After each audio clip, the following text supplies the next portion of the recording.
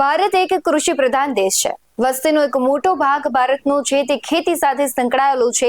ત્યારે ખેડૂતો છે તે સિઝન પ્રમાણે અલગ અલગ પાકનું વાવેતર કરતા હોય છે. ત્યારે આ વાવેતર દરમિયાન તેને મુખ્ય પરિબળ તરીકે સિંચાઈ અને વીજળીની જરૂર પડતી હોય છે અને તેને લઈને સરકાર અનેક યોજનાઓ પણ ચલાવે છે. પરંતુ વીજ જોડાણને લઈને હવે રાજ્ય સરકારે ખેડૂતલક્ષી એક મહત્વનો નિર્ણય લીધો છે. નમસ્કાર, આપની સાથે હું ભગવતી વિશાવડિયા. રાજ્યના ખેડૂતોના હિતમાં ખેતી વિષયક વીજ જોડાણના નિયમોમાં રાજ્ય સરકારે ઐતિહાસિક ફેરફાર કર્યા છે.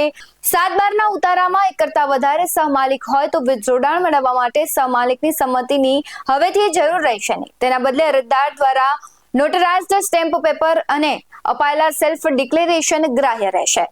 ગુજરાતના ખેડૂતોને પડતી મુશ્કેલીઓ અને તેમની માંગણીઓને ધ્યાને લઈને મુખ્યમંત્રી ભૂપેન્દ્ર પટેલના નેતૃત્વ હેઠળની રાજ્ય સરકારે ખેડૂતોની ખેતી વિષયક વીજ જોડાણ વધુ સરળતાથી પૂરા પાડવા ઉર્જા મંત્રી કનુ દેસાઈએ ખેડૂતોના હિતમાં વધુ એક મહત્વપૂર્ણ નિર્ણય કર્યો છે. પ્રવર્તમાન જોગવાઈ મુજબ ખેતી વિષયક નવું વીજ જોડાણ મેળવવા માટે 7/12ના ઉતારામાં એક કરતા વધારે સહમાલિકના નામ હોય તો નોટરાઇઝ્ડ સ્ટેમ્પ પેપર પર સહમાલિકનું સંમતિપત્રક મેળવવાનું રહે છે. જેના કારણે ખાસ કરીને આદિજાતિ વિસ્તારોમાં વધુ વારસદારો હોવાથી આંતરિક વહેંચણી કરેલ હોય પરંતુ મહેસૂલી નોંધ ન હોવાને કારણે ખેતી વિષયક નવું જોડાણ મેળવવા માટે મુશ્કેલીઓ પડતી હોય છે. આથી ખેડૂતો તેમજ આદિવાસી વિસ્તારના ધારાસભ્યોની રજૂઆતોને ધ્યાનમાં લઈને રાજ્ય સરકાર દ્વારા જોગવાઈમાં સુધારો કરવાનો નિર્ણય લેવામાં આવ્યો છે.